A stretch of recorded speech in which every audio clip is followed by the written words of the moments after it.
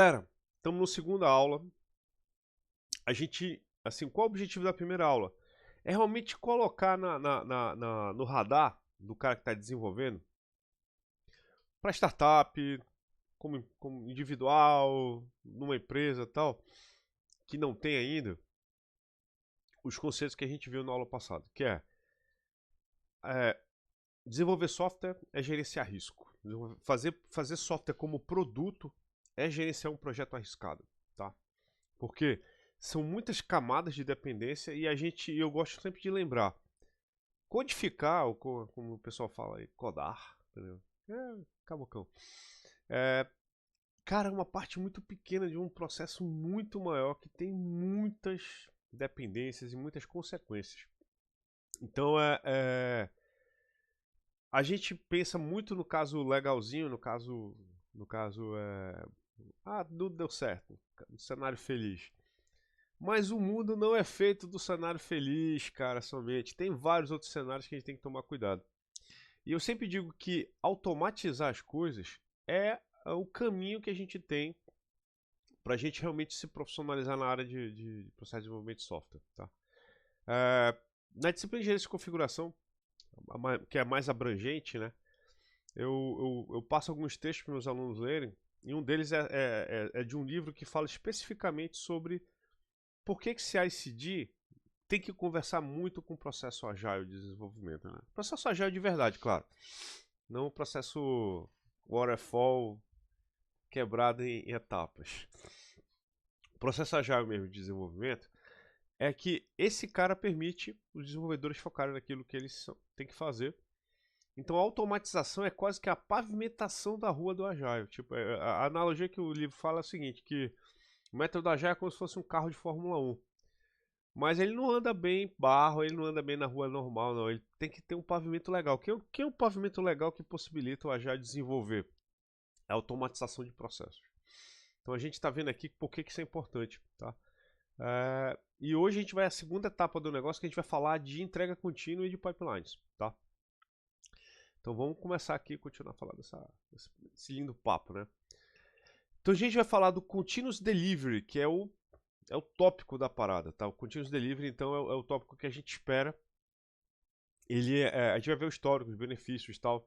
As diferenças dele entre Continuous Integration e Continuous Delivery, muita gente confunde essa terminologia. E tem o Continuous Deployment, que seria a sequência. E a gente vai falar de pipeline, tá? Que assim, é como você constrói linhas de trabalho dentro do seu processo de entrega, de delivery, de teste, assim por diante. Tá? Então, bora falar sobre Continuous Delivery. Muito fantástico esse cara aqui. Vamos lá, então o que significa? Então, entrega contínua é você permitir a automatização do processo de modo a deixar o software pronto para ser entregue para deploy. Mas ele não é deployado, ele fica preparadinho para entrega. Tá? Então, enfatiza a criação, teste e lançamento de incrementos menores e frequentes, ao invés de lançamentos grandes e pouco frequentes. Tá? Então, qual é o bacana aqui?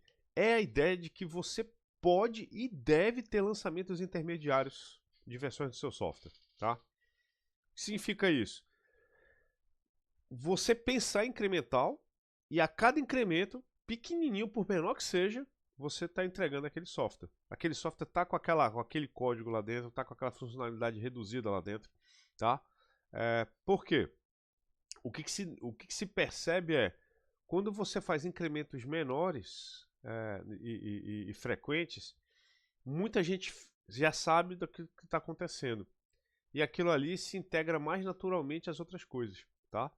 Então, por quê? Percebeu-se que nas práticas tradicionais, o que era?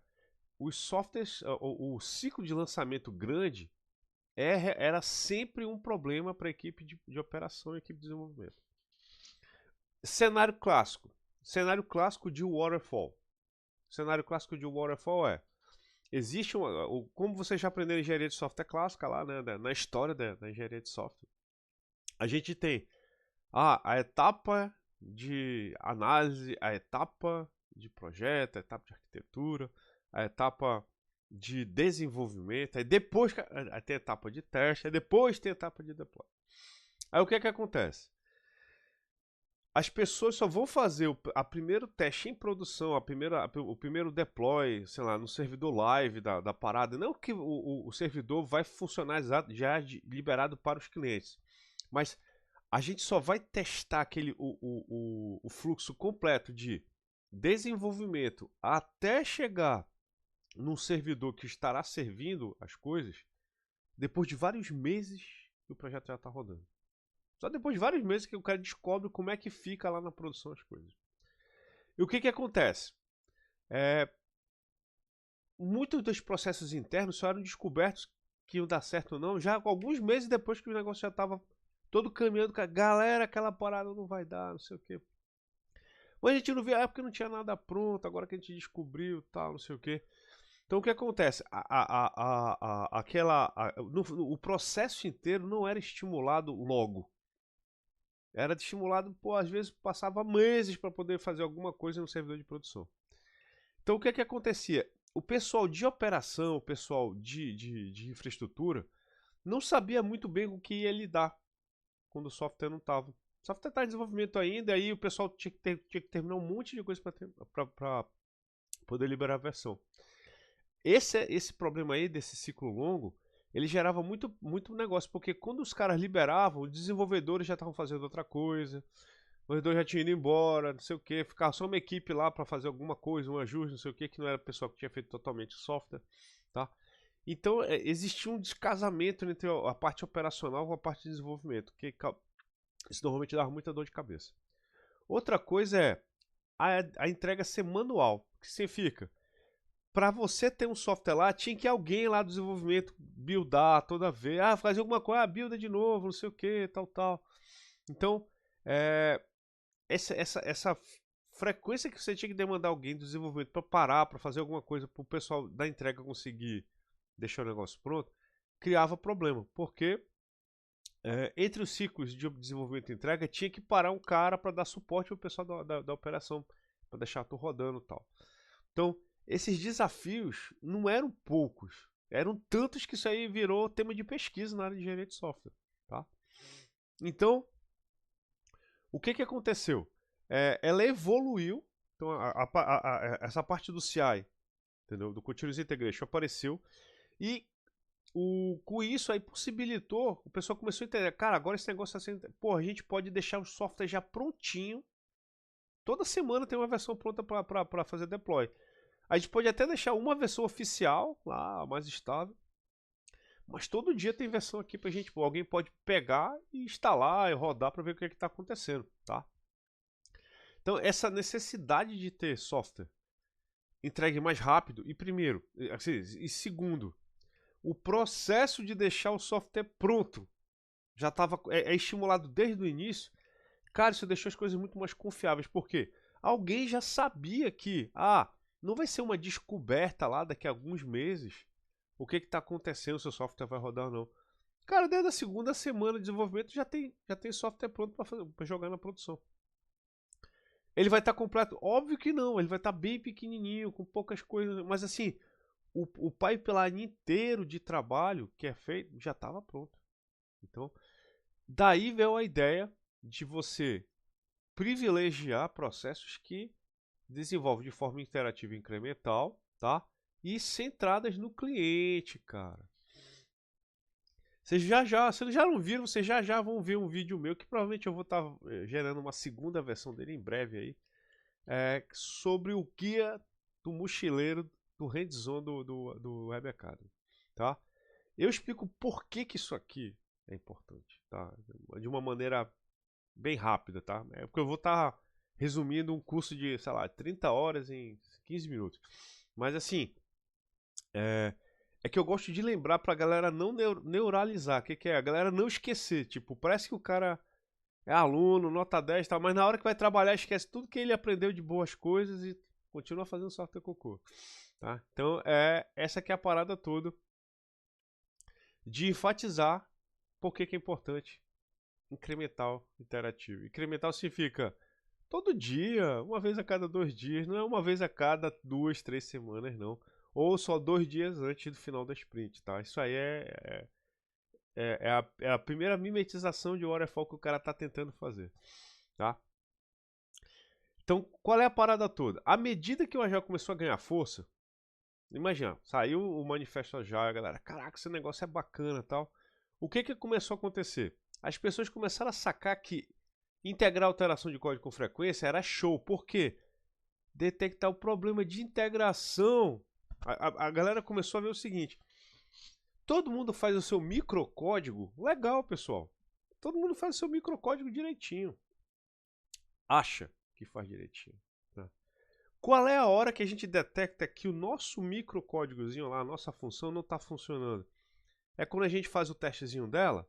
Quando a gente está no show do Truman dela, que ela vive só no mundinho dela? Não.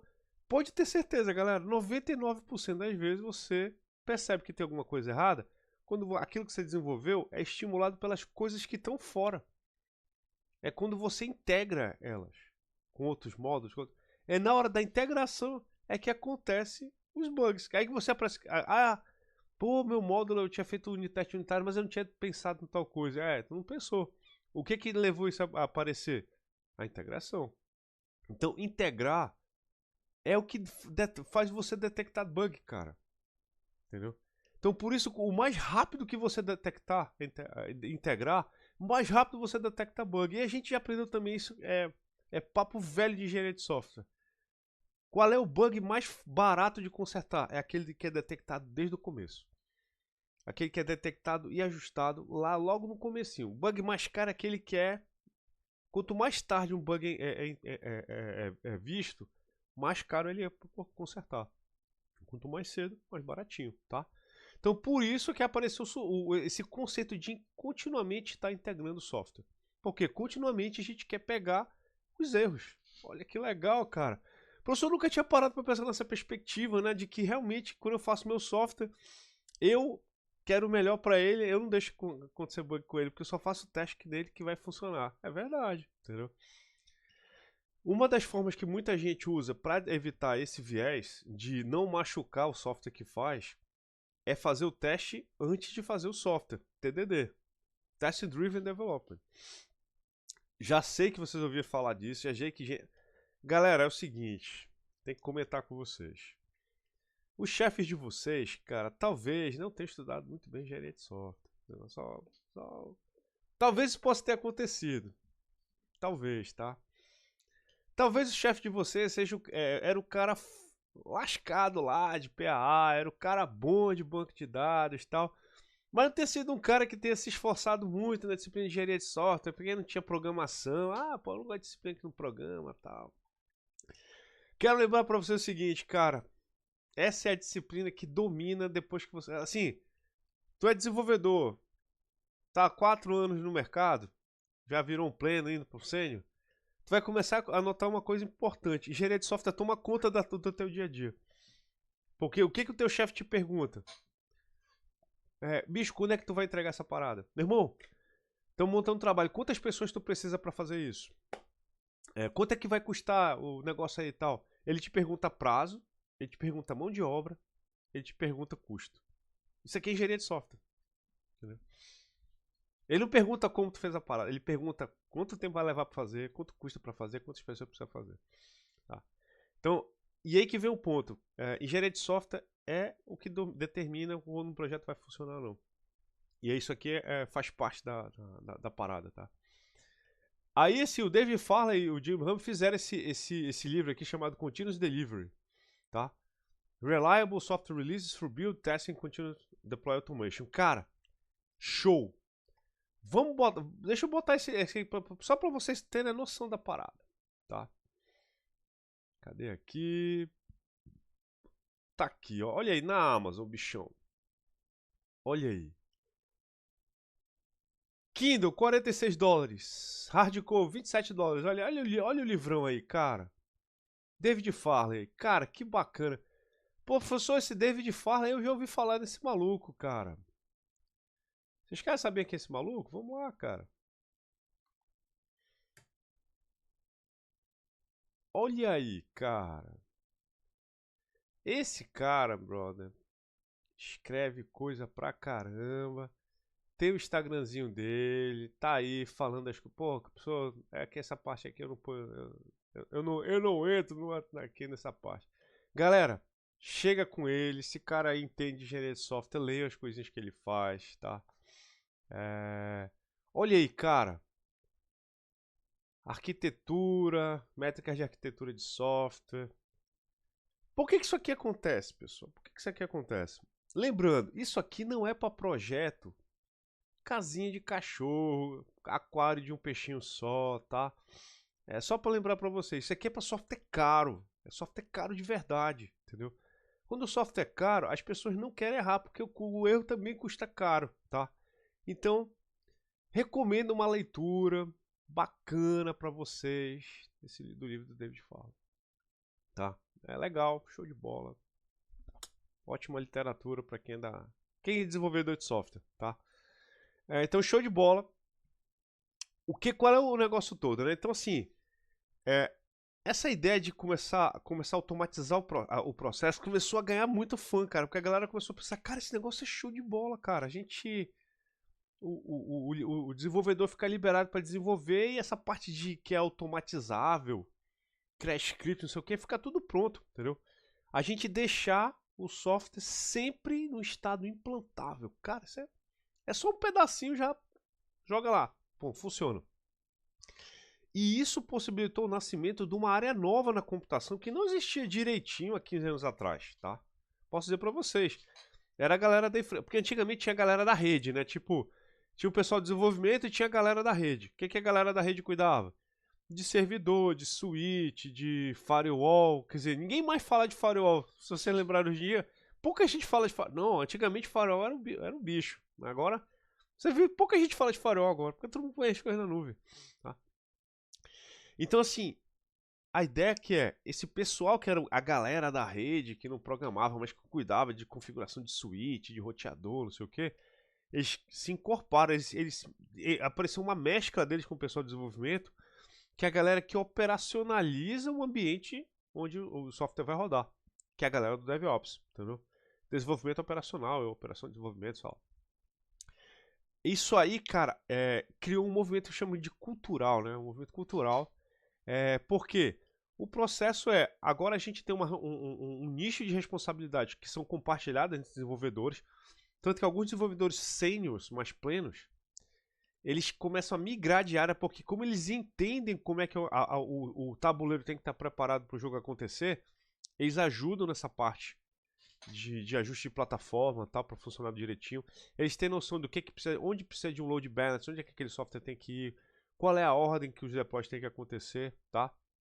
Então a gente tem um avanço no ferramental de entrega contínua que não tinha antes, cara. Antigamente precisava do cara desenvolvedor sênior que entendia como é que o software funcionava. E eles, cara, sozinho tinha que fazer as coisas, porque o Júnior não entendia muito, não. Fazia só. Parecia as IA de hoje, fazia sem pensar, tá? Só cospe código lá e o player ajudava a fazer as coisas. E fora isso aí o que aconteceu? A gente tem a escalada e o surgimento da computação em nuvem, cara. A computação em nuvem, pessoal, é outro grande aliado. Obviamente, ela custa muito caro. Eu não ia falar esse custa muito caro proporcionalmente 5 anos atrás, tá? Eu posso dizer para vocês, até 2019, 2020, cara, o pessoal tinha um certo tipo de uso da computação em nuvem, tá? Mas nos últimos 3, 4 anos, houve uma escalada. Isso aconteceu muito depois da pandemia. Houve uma escalada de preço dos serviços. Agora não são uma coisa mais assim, baratinho. Agora começou a ficar muito caro, tá? Manter máquina na nuvem custa caro. Hoje em dia não é uma coisa mais baratinha. Tanto que a gente está vendo até um processo de reequilíbrio. Tem coisa que eram na nuvem que estão migrando de volta para o local. Tem certas horas, tá? Dado alguns usos específicos de hardware e coisas que é mais barato você comprar uma máquina, principalmente com essa parte de precisar de máquina, IA, algumas coisas é melhor fazer local do que fazer em nuvem. Aí só que quando tá tudo pronto é que é jogado realmente na nuvem e tal. Então a gente vê esse negócio, mas a parte da nuvem virou um processo importante dentro da entrega contínua. Por quê? Agora o teu software, a produção roda na nuvem. Antigamente rodava no servidor local, que era disponibilizado via algum serviço que a gente normalmente usava, contratava e tal, para liberar o servidor. Agora não, a gente tem a disponibilidade dos serviços em nuvem, então todo mundo faz deploy na nuvem. Tá? Mas o software está preparadinho já na nuvem. Só chavear para ele, cara, esse processo aí já começou. Então, muitos dos processos que a gente vê aqui, a gente viu um pouquinho na aula passada, eu mostrei para vocês algumas das opções lá do GitHub Actions.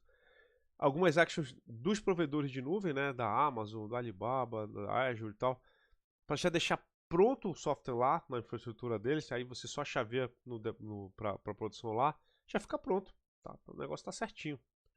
E mais setores estão adotando isso aí, cara, porque assim, vocês estão começando a ver agora que está acontecendo uma coisa mais louca ainda. Mais setores começam a usar software porque mais pessoas estão usando, ó, celular, cara.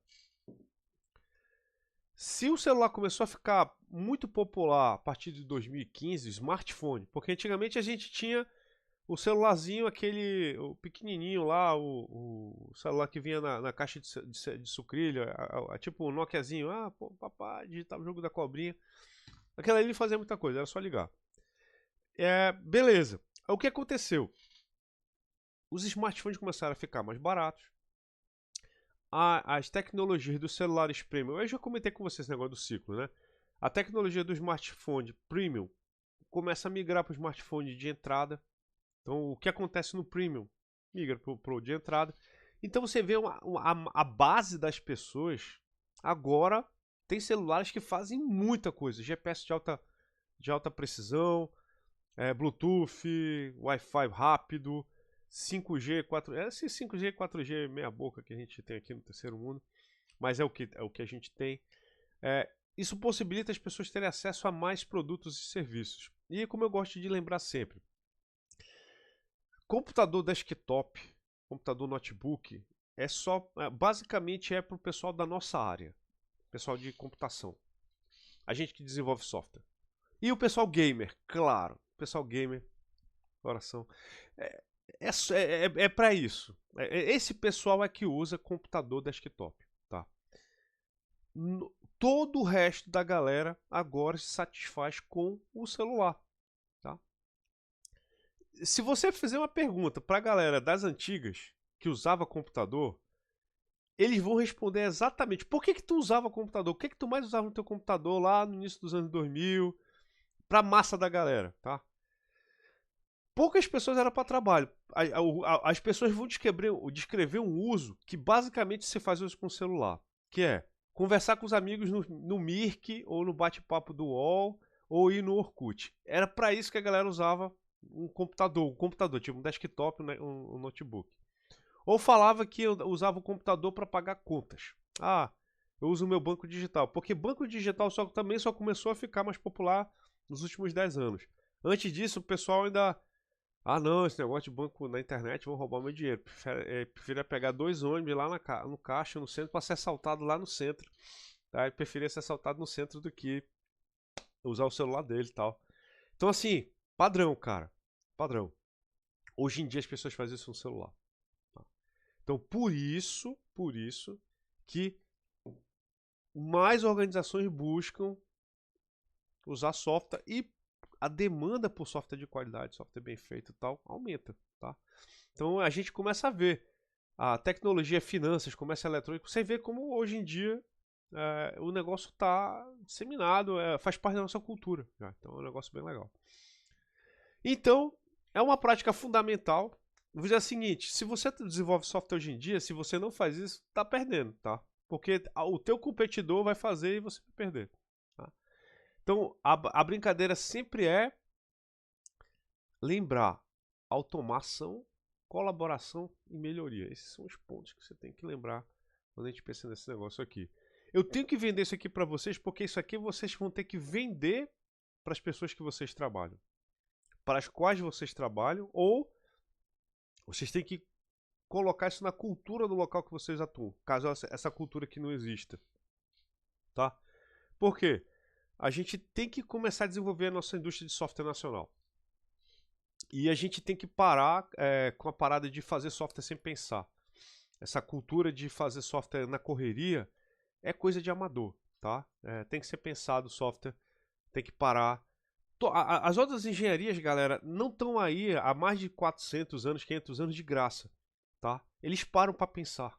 Engenharia civil para pensar, engenharia elétrica para pensar, engenharia de produção para pensar antes de começar as coisas. Não achem que porque a gente usa o computador seria diferente. A gente tem que parar para pensar antes de fazer um projeto grande, tá? O projeto grande precisa parar para pensar, tá? Então esse é um negócio legal. Então o benefício que vocês vão ver, o time to market é mais rápido, querendo ou não, tá? O risco, esse cara aqui para mim é o mais legal de todos. Risco de implantação reduzido, porque você já começa a implantar desde o comecinho. Da mesma forma que o processo de desenvolver incremental interativo, o processo de implantar também é incremental interativo. Você não espera o software ficar gigante, cheio de dependências enormes, não sei o que, para entender como implanta o software. Você implanta ele na versão inicial, aí ele vai desenvolvendo também o processo de implantação. Então, vira uma coisa orgânica que eu gosto de falar. É muito legal, tá? Você vai desenvolvendo tudo, o software e o seu processo de implantar, até ele funcionar. Então, eu acho que isso aí é o legal e o processo se torna confiável, porque, pensa comigo, no processo Cachoeira, o software só é implantado uma vez ou outra. Então, uma vez ou outra, alguém vai se preocupar com essa parada. E se essa pessoa se preocupa com a parada uma vez ou outra, ela não domina aquela parada. Agora, quando o negócio é feito com frequência, o processo se torna mais confiável, porque você já sabe os passos, já sabe o que tem que ativar, o que tem que colocar, quem vem primeiro, quem vem depois. Então, a probabilidade de você causar interrupções na produção já cai pra cacete. Porque você já sabe até, cara, quando eu vou botar uma versão nova, o que eu tenho que fazer? Ah, tal coisa aqui e tal. Porque você já fez isso ali, sei lá, centenas de vezes, ou pelo menos umas 20 vezes durante o processo de desenvolvimento. Então você já sabe o que vai acontecer. Ele já está automatizado. Tá? Colaboração aprimorada. Você melhora o palavreado, a conversa entre o time de DevOps e o pessoal de desenvolvimento, tá? E principalmente a galera que eu gosto de falar, o pessoal que fica imprensado ali no meio, que é a galera de teste, cara, entendeu? O pessoal fica com esse papo, o pessoal de teste é chato. Não, cara, eles são devs, brother. Acabou a época que o pessoal de teste não era dev, eles são devs agora, tá? Eles estão no meio do processo. Eles são uma parte importante do pipeline. E eu vou dizer para vocês, quando você enxerga software como produto, como uma coisa que vem de um processo, o teste, cara, é o mais importante, brother. Na boa, na boa. Por quê? Porque tu pode até desenvolver o software, mas tu tem que testar, cara. Porque o que vai fazer o software ser aderido, ser usado, é a qualidade dele. O que o pessoal usa para fazer a avaliação? Vai lá na Play Store, vê a estrelinha, baixa, o bicho é buguento, não sei o que, larga o negócio. Então, assim, o teste passou a ser uma coisa importante e ele entra no pipeline. Tá? Ele é o cara que dá o go ou não go de algumas coisas. Então, eu acho que é bacana você conseguir garantir qualidade, tá? Assim, garantia de processo de qualidade, porque qualidade é um negócio, eu sempre gosto de dizer assim, é um negócio muito de perspectiva, tá? Mas acho que é importante a gente entender que correção de bug não introduz processo de regressão, né? Causar outros bugs. E você tem versões mais confiáveis. Você tem realmente aquela percepção de que a cada iteração do software estão acontecendo melhorias. Acho que é uma percepção importante do cliente, tá? Feedback frequente, melhoria contínua. Isso aqui eu acho legal, né? Essa cultura da melhoria contínua. Acho que isso é que muda, tá? Lembrando, gosto de bater no martelo, desenvolver é uma parte bem pequenininha do processo da vida do software, tá? E se ele já começa ruim ali, ele espalha essa parada pro resto da vida do software inteiro, tá? Por causa que as pessoas acham que tem que desenvolver muito rápido, não sei o que, tal. Cara, casinha de cachorro a gente faz rápido. Prédios de 30 andares, não, a gente faz com mais calma. Não importa a pressão, cara. Não importa a pressão. Então, eu gosto de falar, tem certas coisas que elas precisam de tempo para maturar. Ideias precisam de tempo para maturar. Ninguém. Por mais que a galera queira, a galera ainda tem que esperar o concreto firmar antes de tirar a estaca, entendeu? Ninguém vai assim, vamos tirar antes pra ver se vai cair. Eu duvido que alguém faça isso, cara. O bicho já tá curado lá uma semana, o engenheiro fala, cara, precisa tirar. Não, deixa aí, deixa aí. Deixa aí. Não, é por isso, cara, é por isso. Tá? Eu gosto de falar, a gente não pode vir com muita soberba na nossa área. A gente tem que aprender com as outras engenharias algumas coisas. Elas funcionam de alguma forma muito importante, tá? Legal demais. Deixa eu ver o que mais aqui que tem aqui. Custo e eficiência, como eu já falei para vocês ainda agora. Cara, é mais barato consertar quando tá no começo. Consertar um bug é mais barato no início do desenvolvimento do que no final do desenvolvimento. Consertar um bug é mais barato no desenvolvimento do que na produção. Quando o software já está há anos lá. Então, assim, lembre sempre disso. Quanto antes, melhor. E Continuous Delivery ajuda nisso, tá? Alinhamento DevOps, cara, importante, cara. Implementa como os times estão trabalhando suave, cara. Pô, o software tá suave, tá? Então, vai vender isso aí pro pessoal do teu trabalho, que já usa Git, já tá começando a sucumbir ao merge hell. Aí tu fala, galera, não, bora evitar esse negócio de merge hell, cara, bora fazer agora mais frequente. A galera já aceitou isso aí, tu já pode largar um continuous delivery no cara, entendeu? Qual é a ideia? Enquanto continuous integration e continuous delivery parecem ser coisas iguais, elas não são, elas são coisas complementares, tá? A integração contínua foca na integração frequente e automatizada do código. A entrega contínua inclui automação de teste, implantação para entregar o software no ambiente e outras coisas, tá? Métricas de qualidade, métricas de segurança. Aí você começa a colocar aquelas métricas que quem faz a disciplina de arquitetura de sistemas começa a entender. Você começa a medir os drivers de qualidade para o qual o teu software foi pensado. Só uma parêntese rápida. Porque normalmente nos cursos de graduação, que não são de engenharia de software, eles não têm a disciplina de arquitetura. Arquitetura é um tópico muito pequenininho que é ensinado um pouco antes lá de projeto de sistema, é passado por cima e o pessoal não sabe o que é arquitetura de verdade. A arquitetura, além de envolver muita coisa, tem uma parte lá que são os motivadores ou os drivers do sistema. E os drivers do sistema normalmente são critérios de qualidade não funcionais. Do tipo assim, cara, eu quero que faça esse sistema aqui ele seja altamente escalável. O que é altamente escalável? No contexto do cara. Não, eu quero fazer esse sistema aqui, cara, ele tem que ser bastante elástico. O que é elástico, cara? O que é elástico? Tem muita gente que confunde elasticidade com robustez, não tem nada a ver. Tem que ser robusto, tem que ser elástico, tem que ser seguro, sei lá. Aí a gente começa a estudar isso aí tu começa a ver, pô, como é que tu garante que o sistema é elástico? Como é que tu garante que o sistema é robusto? Como é que você garante que o sistema é robusto? Como é que tu garante que o teu sistema ele atende às normas legais de um país ou de diferentes países, tá? Então isso são drivers. Drivers são coisas de qualidade que estão além da função, tá? Eu quero que o meu software seja altamente responsivo, entendeu? Para quais plataformas, para quais dispositivos. Então assim, nessa hora, cara, eu digo que CD é perfeito, porque você consegue colocar um pipeline que testa um monte de coisa, que avalia métrica de segurança. Pode fazer teste. O que é um teste de elasticidade, por exemplo? É você colocar uma carga no que o sistema ative o processo de elasticidade dele. Tipo, você começa a colocar a carga no sistema, ele detecta que está acontecendo uma sobrecarga em um determinado ponto da arquitetura. Ele vai lá e duplica, triplica aquele ponto da arquitetura de modo que ele atenda à demanda que ele está recebendo no momento. Mas depois que aquela demanda some, ele volta ao normal, é elástico. Isso é elástico.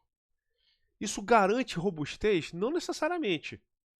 Robustez é outro critério de qualidade que muita gente confunde. Robustez é a característica de um software de não alterar o seu tempo de resposta, não alterar o seu tempo de entrega, não alterar, independente da carga. Até uma certa carga. Tipo, você garante para a pessoa, cara, olha, o meu software, ele trata ele leva, sei lá, para atender uma requisição, meio segundo. Eu consigo atender 1 milhão de requisições em dentro de um período de tempo, custando aquele mesmo meio segundo. Aquele cara não vai saber que ele está competindo com outro 1 milhão de requisições, porque para ele sozinho ou com 1 milhão ao mesmo tempo, meu software entrega do mesmo jeito. É robustez. E ele ainda fala assim, ó, quando passa de 1 milhão de requisições, aí tem uma degradação de 10% no tempo de resposta. Ele tem até o gráfico para isso. Então, software robusto tem essa característica. Agora, como é que ele atinge a robustez internamente?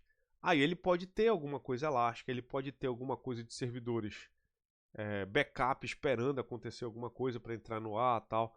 Pode ter um monte de coisa acontecendo lá. Então, eu acho importante lembrar isso aí porque esses critérios aí, eles já deveriam estar sendo avaliados durante o processo de desenvolvimento, desde as primeiras iterações do software. Tá? Eu gosto de comentar o seguinte. Quem é o software que vai funcionar melhor? Vamos lá, assim, se a gente fosse fazer uma analogia com barco, né? Quando você vai preparar um barquinho para guerra, aí o cara te pede um encouraçado. Quem vai ser o melhor encouraçado? Aquele que foi feito lá no estaleiro desde a primeira viga para fazer o casco do barco, para ser um encouraçado, ou aquele barco que foi feito, tá numa linha de produção de cruzeiros de diversão com piscina, bar, e depois que o cruzeiro tá pronto, ele é alterado para ser um encouraçado. Quem você acha que vai ser o melhor encouraçado? O que foi feito desde o começo para ser um encouraçado, ou o que foi feito para ser um cruzeiro de diversão, um cruzeiro de lazer, e depois foi alterado, tá? Já digo para vocês, o cara que foi pensado desde a primeira viga a ser seguro, a ser robusto, a ir para guerra, ele vai ser bem melhor do que o cara que foi feito para lanche, para festas noturnas e coquetéis, entendeu? Depois alguém, vamos transformar a cozinha aqui no paiol, entendeu? Esse cara provavelmente não vai ser o cara bom para guerra não, tá? Já aviso logo, tá? Então assim, software não é diferente. Software não é diferente. Você deveria fazer desde a primeira versão ele direcionado já para aquilo que ele vai ser. Então, o software vai ser seguro? Desde a primeira versão ele tem critérios de segurança que a gente avaliou no processo de entrega contínua. Caraca, esse software aqui ele vai ser robusto. Esse software já tem características de robustez desde a primeira entrega dele. Porque pouca gente sabe disso, mas softwares seguros, softwares robustos, softwares de alta, eles têm características próprias que já podem nascer desde o desenvolvimento dele, desde as primeiras entregas. Tá? Isso é importante. Momento da aplicação, integração contínua acontece durante o desenvolvimento. A entrega contínua após o processo de desenvolvimento, mas durante o incremento do desenvolvimento, tá? O software já passou por teste, rigoroso, está pronto para ser entregue no ambiente. Nível de automação. A integração contínua está mais centrada na automação da build e teste, enquanto a entrega amplia o processo para abranger a implantação e monitoramento. Caralho, que delícia, cara. Que delícia, delícia. Entrega contínua, o cliente está vendo toda hora a parada, cara. Acho que isso é legal dizer. Quando o cliente vê o negócio com mais frequência, acontece aquilo que o pessoal do Agile adora, né? Inserir o cliente no processo de desenvolvimento, para o negócio não desviar, para ir para um lugar errado e tal. Eu digo assim, uma coisa que eu acho legal, que muita gente acha ruim, mas se tem alguém que é bom negociador dentro da equipe, isso só traz benefício. Quando você tem um cliente que está inserido no processo de desenvolvimento, é muito capaz de ele rever o contrato várias vezes durante o desenvolvimento, porque ele talvez se perceba de coisas que ele precisa, mas ele não sabia que ele precisava até ver a parada começando a acontecer. Aí, pô, renegociação, mais dinheiro, cara, olha aí. Eu tô falando isso porque eu vim de um feedback, pessoal, que eu trabalhei muitos anos em empresa que precisava do dinheiro do contrato com o cliente para sobreviver. Ela precisava vender o seu software para sobreviver. Porque tem certos nichos de mercado de software, onde a empresa não vive do software. Ela tá gastando só um dinheirinho ali que ela tá recebendo de algum negócio. Mas não, tem outros nichos que a empresa vive daquilo. Se não entregar, fecha, entendeu? Então, nesse nicho aí, cara, o cliente é um cara importante. Pode ter certeza, tá? Principais desafios que a gente encontra, pessoal. Primeiro, cultura, resistência à mudança. A primeira é o próprio desenvolvedor, que tá acostumado a achar que desenvolver é codificar e escrever, cuspir código no VS Code e pronto. Não, cara. Muito mais do que isso. Ele tem que estar muito mais preocupado com outras coisas, tá? Então, cultura é uma primeira coisa que vai contra muito o Continuous Delivery, porque as pessoas não estão acostumadas a desenvolver software incremental interativo, não confiam no processo, e às vezes o dev até entende isso, mas ele não é permitido fazer isso por causa de uma administração, de uma liderança fraca, tá? Equipes e empresas podem resistir a essa mudança de cultura e continuam entregando software como é feito desde o século passado, tá? A automação não é um processo simples. Tem gente que entende da parada, tá? Tudo tem custo, tá? E manter pipeline automatizado pode ser desafiador se o processo for grande, mas é muito mais complexo lidar quando não tem isso. Eu gosto sempre de falar isso. O desafio mas o desafio é maior quando não tem, tá? Teste abrangente é um negócio complicado, mas o pessoal de teste consegue falar isso aqui melhor do que eu, tá? O software está mudando, significa que os testes também estão mudando, tá? Então a equipe de teste tem que estar acostumada a testar também o software de forma gradativa. Isso aí é uma coisa que o pessoal de teste tá começando a se perceber, tá? Durante o processo incremental interativo, você tem os seguintes checks, né? Tipo assim, todas as coisas que o software tem que atender para passar nas diversas dimensões de teste, tá? O que ele tem que entender? Que durante o processo de desenvolvimento, as coisas incrementalmente vão aparecer. Então, incrementalmente, as coisas, o teste vai aumentar. Ele vai passar no teste. Então, quando o produto está chegando no final, ele está passando em 100%. No meio do desenvolvimento, ele vai estar passando 50%. O que é? Tem um monte de casos. Você imagina assim, você fazer aquela matriz, né, de testes. Você tem, normalmente, o caso feliz, tem as alternativas de caso feliz, tem os casos de exceção, tem as alternativas de caso de exceção, e ainda você pode organizar entre frequência. Dos casos de teste feliz, qual é qual que é esperado mais frequente? Dos casos de exceção, qual que é esperado mais frequente? Aí o que você normalmente tenta direcionar a equipe de desenvolvimento?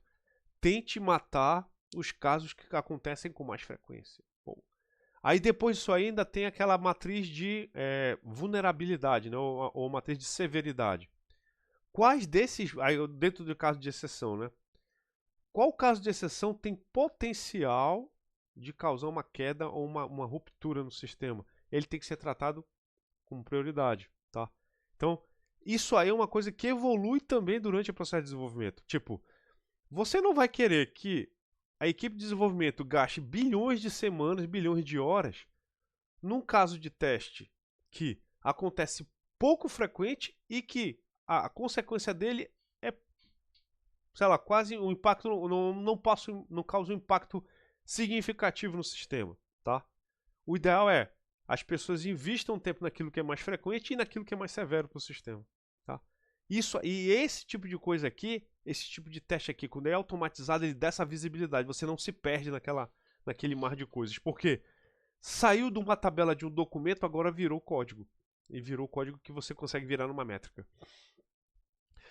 Manter a consistência dos ambientes de produção, teste e tal. Porque tem isso em lugares que entendem que isso aqui é importante para o sistema. Isso aqui acontece e quando você começa a gerenciar, você começa a entender que algumas coisas que não eram tão caras podiam ser mais baratas, fazendo certos ajustes, tá? É um negócio bem legal por causa disso.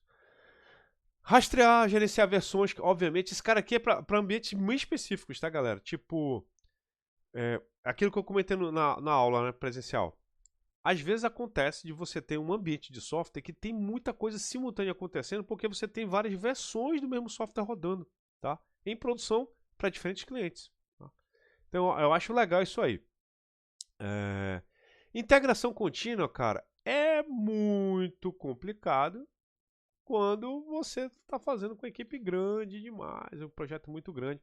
Isso aqui envolve muita experiência de quem trabalha na área de desenvolvimento de software, tá? Eu vou falar uma coisa assim, bem sincera com vocês.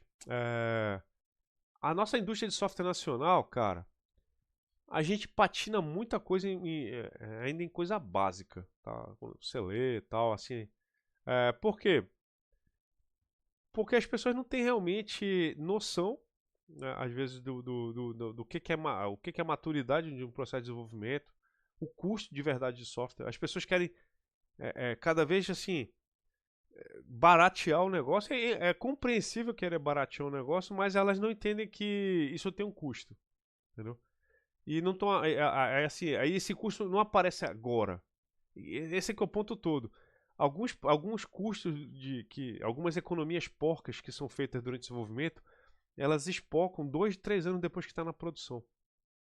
Tá? Então isso é um negócio que tem que ser lembrado. E quando espocar lá na produção, 2, 3 anos depois, vai custar muito caro para consertar. Muito caro mesmo. Tá? Então assim, a ponto de às vezes derrubar projeto. Tá? Então, eu acho legal. Escalabilidade é um negócio que é muito complicado. Tá? Quando você não tem um bom projeto, entender as etapas que o teu software vai passar, como é que ele funciona em cada uma das escalas que ele vai viver. Eu acho que às vezes assim, tem a hype da nuvem. O que eu chamo de hype da nuvem para vocês? Às vezes, o pessoal da nuvem se comporta como cabeleireiro. O que quer dizer isso, professor? Você nunca vai ver num treinamento de cloud o cara falar que não é para usar cloud. Você vai fazer um treinamento do Google Cloud Platform. Ele vai te oferecer tudo para tu usar cloud. Por quê? É a mesma coisa. Tem um investidor muito famoso, para quem não conhece ele, é o Warren Buffett. Ele se aposentou faz algumas semanas aí e tal. Ele é um cara muito sábio, né? Ele é muito safo e tal. Cara, ele tem uma frase que eu adoro, cara. Ele tem umas cartas que ele escreve pros investidores da empresa dele, da holding dele. Uma famosona antigaça. Nunca pergunte ao cabeleireiro se você precisa cortar o cabelo. Simples. Se você perguntar pro pessoal da cloud, cara, dá pra fazer isso aqui local? Ele fala, não, pô, não, faz aqui e tal. Não adianta. Então, assim, às vezes as pessoas vão tentar te vender coisas. Não é pro teu. Eu não tô pensando no teu benefício, não. Sempre lembra disso.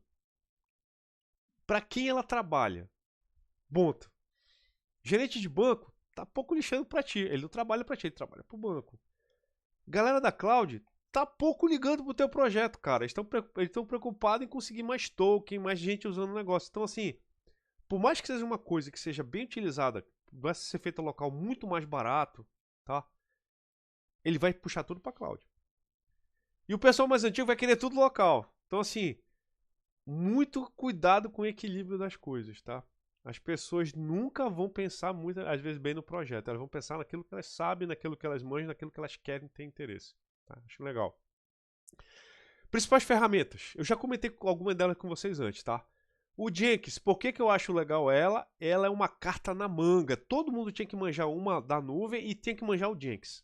Porque ele é o carinha mais simples que você tem de pegar, instalar numa servidor local e ter o seu processo de CI/CD numa rede fechada, independente de qualquer outra coisa, para um projeto secreto, para um projeto sigiloso, alguma coisa do tipo assim. Tem o cara. Você tendo na nuvem GitLab, Travis, CircleCI. O GitLab tem a versão dele local, tá? Para vocês terem ideia, a gente está ensinando vocês a usar o GitHub, vocês vão poder utilizar, mas quem quiser usar os servidores do GitLab do Web Academy, o Arcanjo já montou um servidor local e está disponível para vocês usarem, tá? Quando vocês forem fazer o hands-on, caso queiram usar a infraestrutura do Web Academy interna para fazer o negócio, já tem ele, tá? Travis, CircleCI. O CircleCI, cara, é muito legal. Está sendo utilizado de maneira bacana por muitas empresas, tá? Ele tem um processo bem interessante. Obviamente tem um custo dele, tá?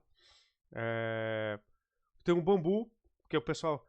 Quem conhece o Gira já sabe o nível de complexidade que eu vou encontrar nesse maluco aqui. O Bambu é bem legal, tá? Tá integrado dentro do ecossistema da Atlassian, então tranquilo. Tem o TeamCity, aí que assim, tem o Azure, tem o Nginx, tá? Pra quem gosta de usar Kubernetes. Tem o CodeShip, tem vários, tá? Tranquilo. Galera, vamos falar agora de pipeline. Vamos começar a entender agora os conceitos mais fundamentais. Lembrando, a disciplina é fundamentos, né? Não é coisa muito... É para vocês, assim, qual o objetivo da disciplina? É te acordar, saber que você entender que isso aqui existe, tá? Então vamos lá. Pipeline é uma série de etapas que estão automatizadas, claro, tá? Para implantar, deixar o software preparadinho, tal, aquilo que você precisar de forma consistente. A parada toda é consistência. Aconteceu uma vez, funcionou, a segunda vez vai funcionar, a terceira vai funcionar. E assim vai. É você garantir que a parada tá toda hora rodando direitinho, tá? Então, pipelines são eu digo assim, é uma forma de automatizar um processo que alguém anteriormente tinha que fazer na mão e poderia errar alguma etapa. Agora você faz aquilo ali, monitorando direitinho e tal, via um processo completamente livre, human free, entendeu? Deixa eu ver se tem mais alguma coisa aqui. A integração contínua se transformou em pipelines automatizados. Esse que é o legal. Tudo que a gente faz aqui é pipeline. O processo de desenvolver software é um pipeline. Tá? Tem partes que precisam de uma pessoa. Hoje em dia a gente está até colocando a IA no pipeline. Fazer alguma coisa, especificou, tal. Faz um prompt, não sei o que, pegou, integrou, revisou, tal, tal. A gente está colocando pipeline nas coisas, tá? Não tem normal para isso. Faz parte do negócio. Só que o interessante é você quebrar esses pipelines em etapas para você tentar entender qual dessas etapas eu não precisaria ter que estar fazendo na mão toda vez. Eu poderia deixar alguém fazer e deixar tudo prontinho, só pegar um relatório, depois ver se foi pronto. Aí você começa a entender quais tipos de pipeline existem, que são bem legais. O primeiro é o pipeline de integração, que é o mais básico de todos. Integra continuamente do software feito pelo desenvolvedor. Então, esse aqui é o primeiro pipeline que a gente quer que o cara faça. Aquele que faz checkout de um repositório, pega coisas de vários branches ou de vários negócios e tal, e gera uma versão. Tá? Então, esse cara aí, ele faz compilação e teste. Simples. Tá? Aí depois, você pode, depois disso aí, tem um pipeline de teste específico. Tá? Só testar, fazer teste unitário, teste de integração, teste de aceitação. Cara, tem um monte. Tem um monte. Eu posso dizer para vocês que quando eu estava trabalhando no meu primeiro trabalho, meu primeiro emprego CLT internacional, não sei o que e tal, cara, eu passei por esse processo inteiro. Só que assim, com automatização. Eu tô falando, galera, de 25 anos atrás, tá? 25 anos atrás. E já tinha isso aqui tudo. Tá? Porque a empresa que eu trabalhava era top class do mundo. Tá? Então, qual era a parada toda? Não era do Brasil, era do mundo, que eu trabalhei em empresa internacional. Então, assim, a parada toda disso aqui é que tinha teste que custava caro para ser feito. Então, ele não deveria ser feito toda hora. Tinha teste que demorava muito para ser executado. Tinha teste que executar, assim, para a infraestrutura da época, levava alguns dias para ser executado. Então, ele não podia ser feito com toda a frequência que a gente quer. Tá? Ele estava assim, a gente falava, o teste está sempre sendo feito. Toda hora estava sendo feito, tá? Só que ele era feito tipo, o teste levava 3 dias para acontecer. É porque, pô, a gente estava testando agora o software que foi dado release pro pessoal do teste 3 dias atrás. Ele está sendo feito. Então, teste de unitário, a gente faz normalmente e tal. Aí tem teste de integração. Aí a gente vai checar se esse teste unitário pegou tudo bacana.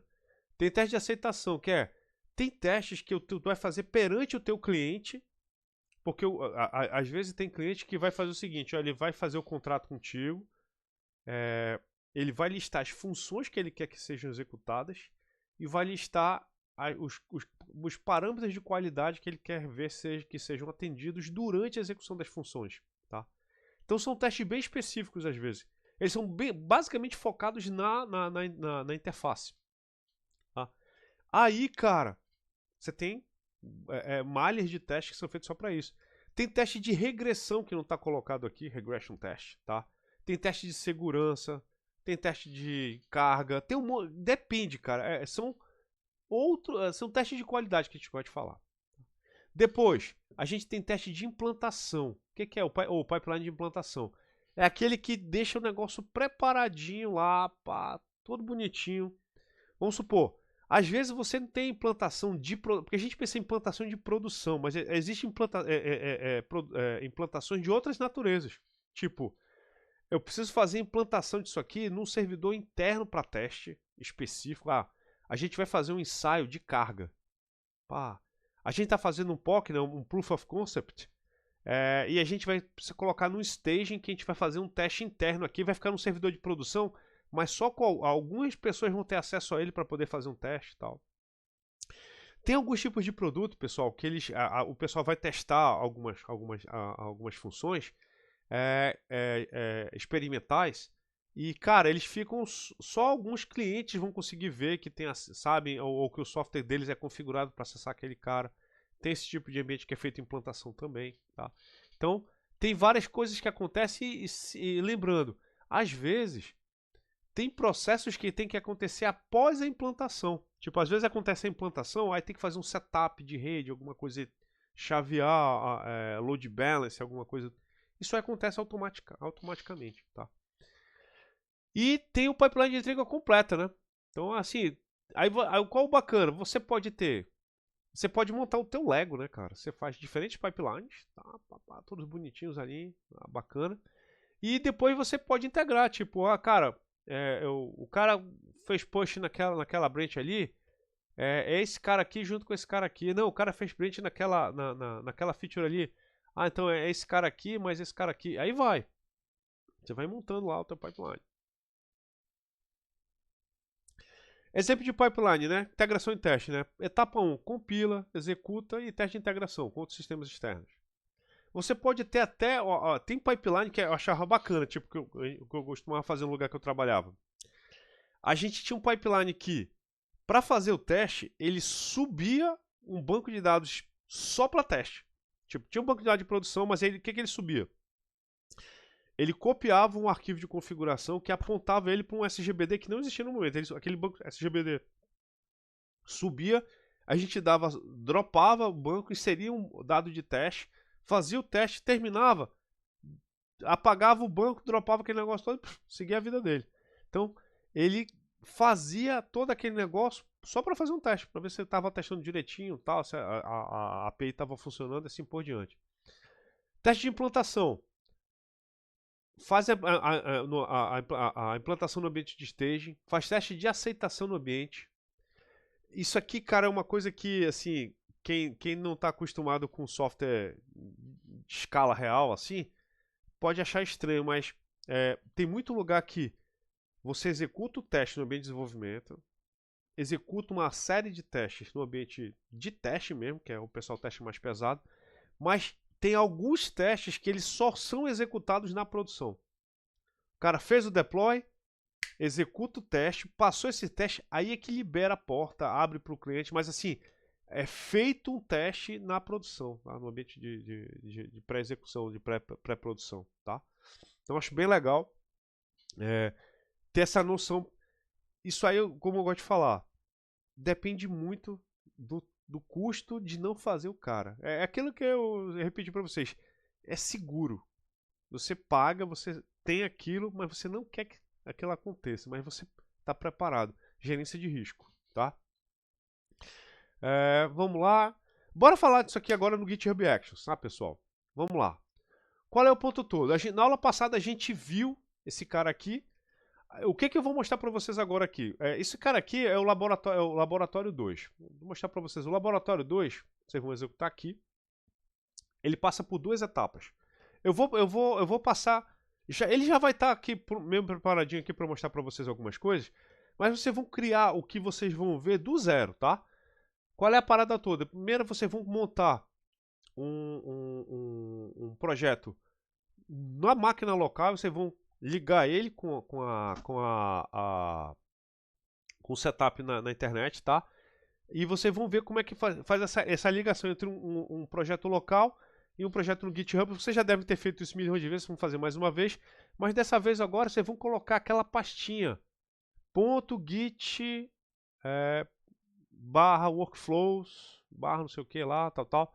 Vocês vão colocar lá no .github workflows, aí vocês vão colocar o build de vocês lá, tá?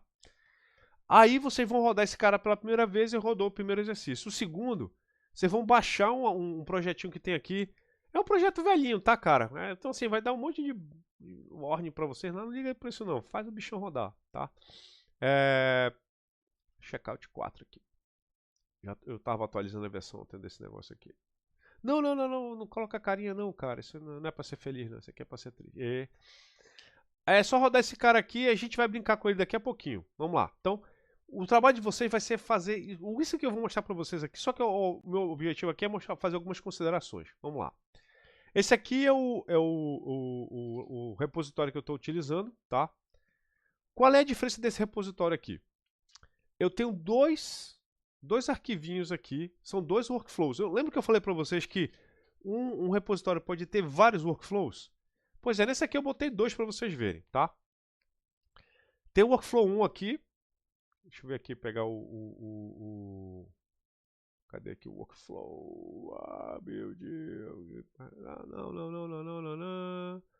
Fix build 1, tá aqui. Push build 1 YAML, tá aqui. Olha lá, ele é bem bobinho, cara. Bem bobinho. Qual é o ponto desse workflow aqui? Ele tá on push, tá? O job dele tem o deploy. Aí, assim, esse cara aqui tá tudo num ponto só. Então ele tem um job só. Esse job é get code. Aí faz o checkout, instala a dependência. Aí roda o npm. Aí depois roda o lint. Aí depois faz o build. Aí depois faz um... Aí o deploy eu tô fazendo de mentirinha aqui, eu tô fazendo um deploy, tá? Assim, só um ecozinho, deploy. Deploy ok. Lá. Então, beleza. Esse cara aqui tá rodando todo o pipeline num job só, tá? Então, bora ver aqui no meu Git, no meu VS Code aqui. Então, tá aqui o email dele. Ó. Vocês olharam, tá aqui um job e tal, papapá. Pô, beleza. Como é que tu sabe que a parada tá rodando bacana? Ó, esse cara aqui, do jeito que tá, vou fazer o seguinte aqui, ó, deploying for T5, que é a turma de vocês. Vou salvar aqui. Como esse cara aqui tá dentro do repositório, obviamente, quando ele aparecer aqui, ele aparece também como se fosse um código fonte, entendeu? Então, se eu vir aqui, ó, da git status, aparece que eu alterei ele, pô. E lembrando, ele tá aqui com um push, ó. Significa que quando eu comitar esse cara, automaticamente esse cara aqui vai gerar. Eu não vou dar pull aqui porque eu já dei ainda agora, tá? Então, eu vou dar add ponto no cara. Aí eu vou dar kit commit -m adjusting for T5. Beleza. Aí, ó, git push. Vou dar o push. Aí vão vir para cá, ó. Actions. Ó, já tá aqui rodando. Professor, por que tá rodando 2? É porque ele tá rodando o segundo pipeline também. O segundo pipeline, o build 2, ele também está setado para rodar quando acontece um push. Mas eu estou mais interessado no build V1, que foi esse que eu acabei de ajustar, ó. Tá fazendo todo o negócio aqui. Se eu olhar aqui o código fonte dele aqui, entendeu? Ele fez todos aqueles passos que estão lá num job só, tá? Tanto que aparece aqui, ó, o job chamado deploy, tá? Porque é o job que é o nome que eu dei aqui pro meu commit, né? O deployzinho e tal, tá aqui, ó, job deploy. Foi o nome que eu dei aqui para ele, tá? Então, por isso é que apareceu aqui deploy. Porque foi o único job que tinha nesse cara aqui para executar, tá? Deixa eu mostrar só um negócio aqui para vocês. Build V1, deixa eu colocar fix. Tá, não, é esse cara aqui. Ó, foi o que eu acabei de fazer aqui com vocês, entendeu? Então esse cara aqui tá rodando direitinho, tal, bacana. Só que vocês perceberam que todo mundo tá no mesmo... Aí tu pode pensar o seguinte, pô, professor, eu queria colocar esses caras em jobs separados. Eu não queria que eles ficassem separados, assim, juntos, tá? Então deixa eu fazer o seguinte aqui. Deixa eu pegar o laboratório 2 aqui, só para pegar o código. Eu não tô afim de copiar esse negócio na mão não. Tá, papapá. Ubuntu latest. Ah, esse aqui eu acho legal. Daqui a pouco a gente vai ver isso aqui depois quando eu colocar ali também, né? Tá, papapá. Bora ver agora aqui no build 2. Aí no build 2, o que vai acontecer? Aí você vai começar assim, tipo, o que eu gosto de fazer? O primeiro pipeline de vocês deve ser simples, o mais simples possível, tá? Checkout build, tá? Aí vamos supor que agora vocês estão interessados em fazer um negócio diferente. Pô, não, pessoal, agora eu queria criar um job para cada etapa do meu pipeline, tá? Isso aqui eu vou colocar um dispatcher, um push. Não, acho que eu vou colocar no workflow do anterior aqui. Deixa eu abrir só um segundão aqui. Isso aqui eu não quero ficar errando não. Cadê o meu repositório aqui? Bora bonitinho. Cadê? Eu estava mexendo aqui. Fundamento CI aula 1. Mas que foi que eu usei ontem? Ou quinta.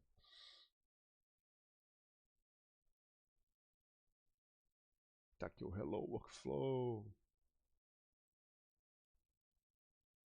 Ih, rapaz.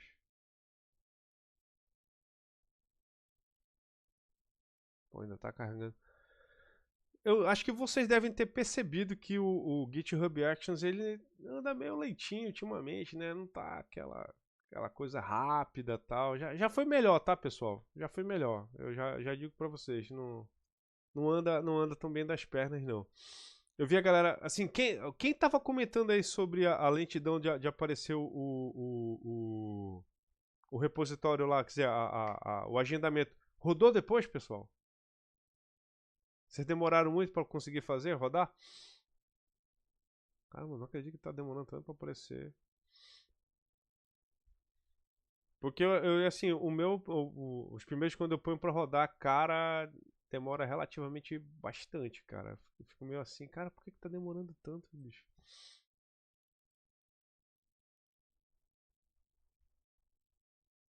Aqui o Hello Flow. Tá, esse aqui que eu queria.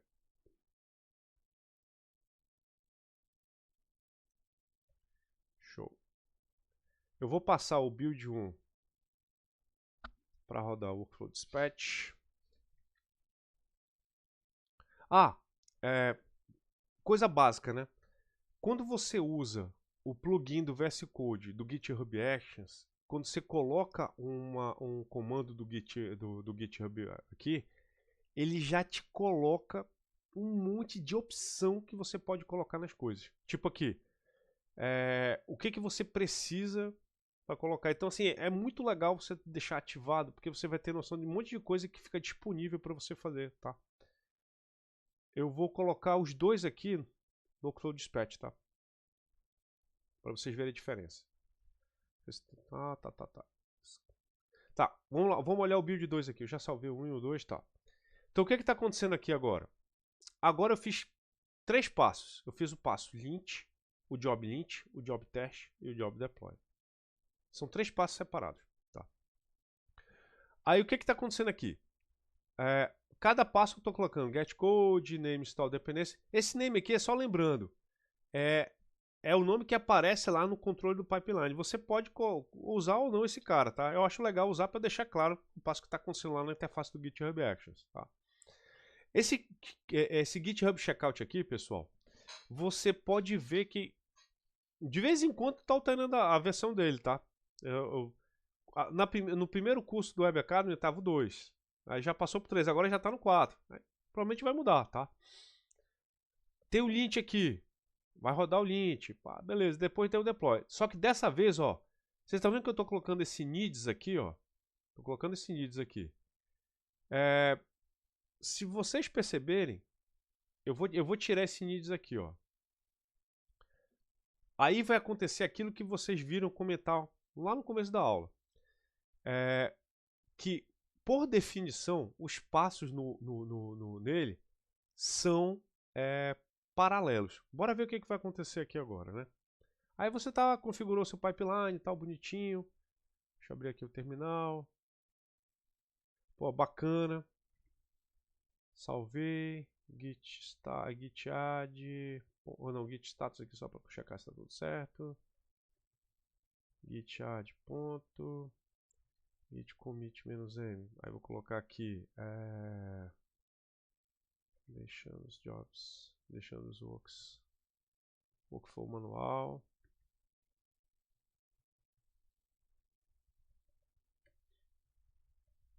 Git push. Foi o bichão.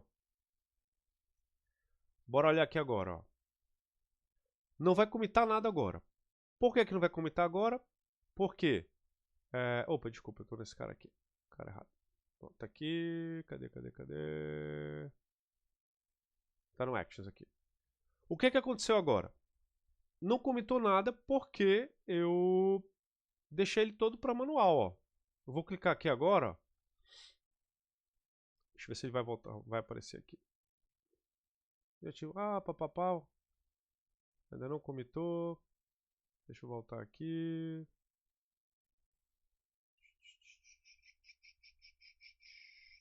Vamos voltar. E pô, eu fiz o push. Tá. Git push. Foi, tem que esperar. Tem que esperar, paciência, não sei o que, tal. Eu tô no mesmo cara mesmo. Não, opa, já tô no repositório errado. Volta, cara. Cadê aqui? CICD. Vamos lá. Esse aqui é o CID01. Tá aqui. Não, CID01. Onde é que eu tô, cara? Aí mesmo, T4 CID01.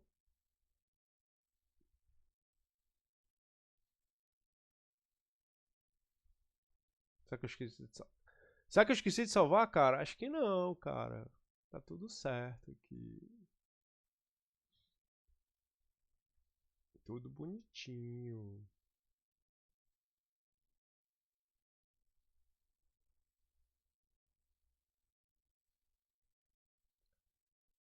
Cadê o...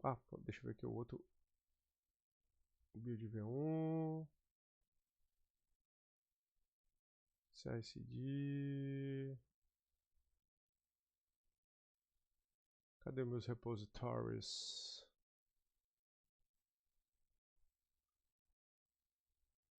Tô fazendo muito devagarzinho esse negócio, hein? É ele mesmo aqui. Tá aqui, beleza. Build V2. Deixa eu ver se vai aparecer aqui o que eu tô querendo.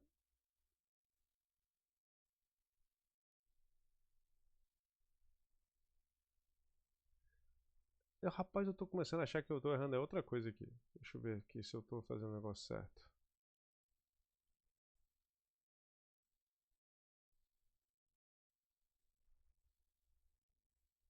Só porque eu tirei um manual, cara?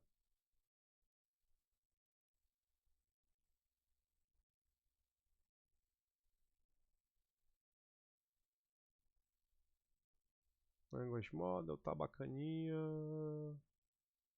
Jet lag, né? Eu também tava começando a desconfiar que...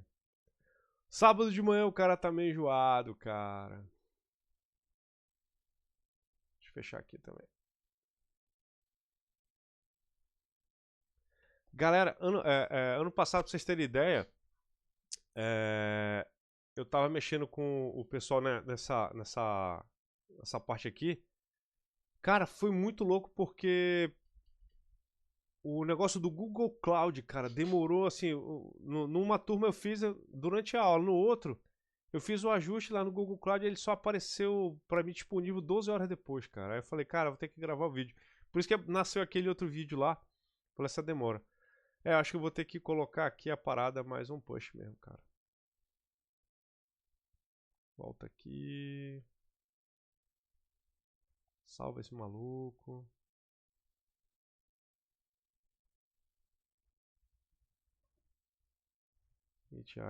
Vou ter que forçar a barra aqui.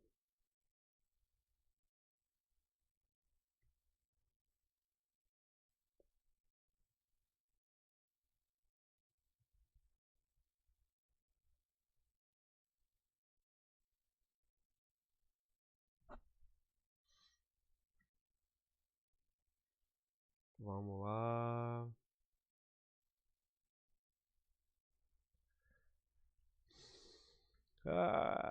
Tudo bem, cara, tudo bem. Vamos lá. Por que que tá desse jeito aqui, ó? Se vocês olharem, ó, ele termina um passo, vai pro outro, termina esse passo, vai pra esse, ó. Não tem pra onde correr. Por quê? Dessa vez, do jeito que tá aqui, foi colocado de modo que um passo dependesse do outro. Se você clicar, ó, ele tá testando aqui, tá baixando, ele tá testando o projetinho que eu botei lá pra vocês e tal. Terminou cada etapa, ele vai pro próximo, ó. Aí o próximo é bem bobinho, ó. NPI e tal, não sei o que. Ele tá rodando aqui. Isso aqui é o bacana, você consegue acompanhar ao vivo, né, o que que tá rolando aqui. Então, esse aqui, por que que aconteceu dessa forma como tá aqui? Porque dessa vez aqui, do jeito que tá aqui, o que que aconteceu? Eu coloquei esse needs aqui, ó, needs. O needs significa que eu só vou executar esse job aqui se esse cara aqui executar antes, tá? Agora, vamos supor o seguinte, que tu tá numa situação que o pessoal do teste vai fazer uma parada e tu não precisa que ambos, basta passar no lint. Aí tu faz o seguinte, tu vai alterar aqui agora, eu vou alterar a ligação do pipeline, ó. Agora o deploy não vai precisar de teste, o deploy só vai precisar do lint. Terminou aqui. Aí o que eu vou fazer aqui? Git add ponto git commit -m adjusting pipeline git push. Vamos lá. Quando eu vier para cá agora, olha como é que vai ficar. Esse significa que esses dois caras aqui vão rodar ao mesmo tempo. Tá? Então, a interface ela se ajusta automaticamente à forma como você roda os caras. Quando está todo mundo dentro da mesma caixa, significa que esses caras estão rodando em paralelo. Olha aí, ó. Professor, o senhor consegue garantir que alguém vai rodar antes do outro? Não, é impossível garantir. Tá? Você não sabe quem vem primeiro. Olha uma coisa que é estranha. O deploy não era para fazer uma coisa muito boba. Era fazer o checkout e fazer um echo. O teste era fazer o deploy, instalar a dependência, rodar teste de verdade mesmo, rodar. Tá? Vai fazer o testezinho aqui. Então, em tese, o teste era para ser muito mais lento do que o deploy. Mas aqui na interface, o deploy demorou mais tempo que o teste. Nada garante, cara. Aqui, assim, você não tem como garantir a ordem que as coisas acontecem, tá? Outra coisa importante, se eu quisesse rodar os três, assim, professor, eu quero mimetizar, tipo, o primeiro workflow, a gente garante que um está acontecendo antes do outro, tá? Nesse caso aqui, eu fiz cada um deles separados, tá?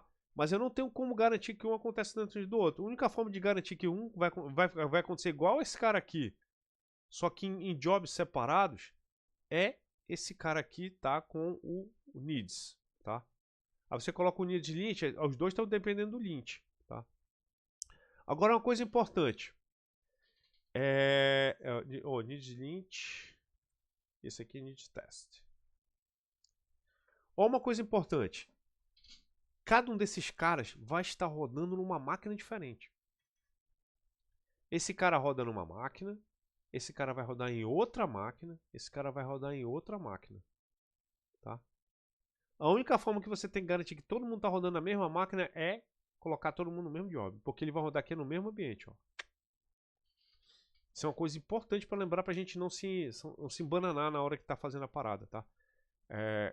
Quando a gente roda na infraestrutura do GitHub, ele vai subir. Toda vez que você tem esse runs on aqui, você vê aqui, esse cara aqui está rodando num ambiente diferente dos outros. Cada job roda num ambiente completamente isolado dos outros jobs, tá? Obviamente a gente sabe que internamente isso aqui provavelmente esse Ubuntu Latest aqui é um Docker, não é uma máquina em tese, é um job, é um Dockerzão que está rodando, tá? Então por isso que a gente sabe que esse cara aqui não conversa com esse, que não conversa com esse, tá? Tem formas bem avançadas de você mexer com esse cara aqui de modo que possa permitir isso aí, tá? A gente vai ver muito, a gente vai avançar mais um pouquinho no controle desse cara aqui, porque uma coisa que é interessante a gente perceber dos jobs que rodam simultaneamente é o que acontece se um deles der um problema. Se causar um pau num deles, o que acontece? A gente vai ver isso, vai explorar isso na aula de terça-feira. Na terça-feira a gente vai causar erro no pipeline de modo para mostrar para vocês que alguns caras vão continuar rodando, outros vão até o final, mas assim, se um job dá pau, é mandado um sinal para os outros pararem, tá? A não ser que você coloque comandos aqui dentro do step que digam, olha, caso aconteça um erro, ignora o erro e continua, tá? Não para os outros.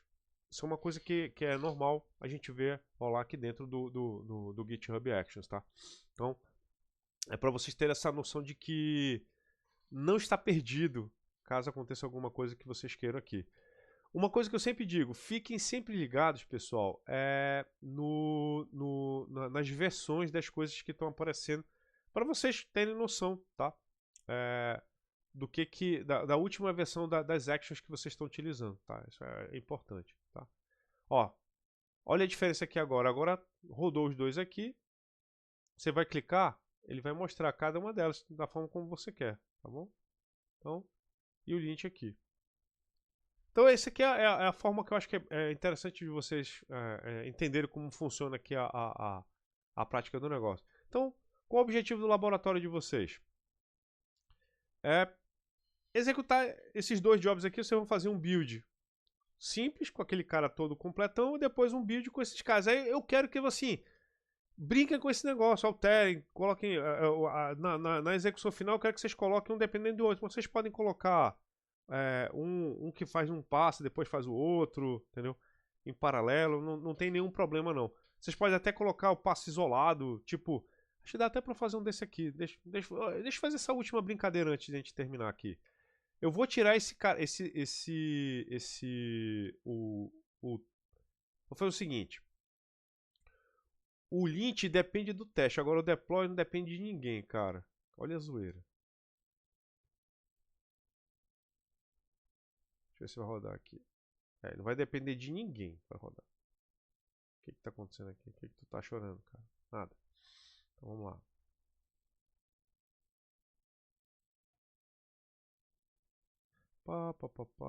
Salvei esse cara? Salvei, né? Não mudou nada não. Deixa eu ver aqui. Não, tá tudo certinho. Tá.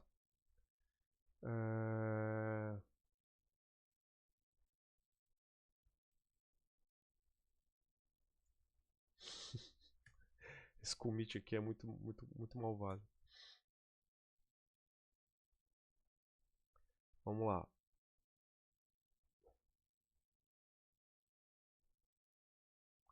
Olha aí olha aqui, o lint e o teste estão ligados. Esse cara aqui está completamente independente da parada. Ó. Tá? O que eu quero dizer para vocês, vamos supor que esse cara desse pau, ele podia ou não parar o deploy. Se você não fizer o ajuste correto no negócio, tá? Então é uma forma de acontecer coisas, tá? Lembrando, enquanto isso aqui tá rolando, né? Tá rodando esse cara aqui, se vocês voltarem aqui no Actions, o build 1 tá aqui, mas ele tá paradinho, tá?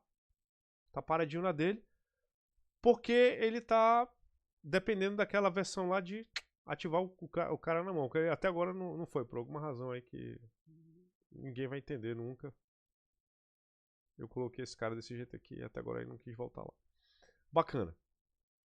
Então, o objetivo de vocês é configurar o projeto local, tá?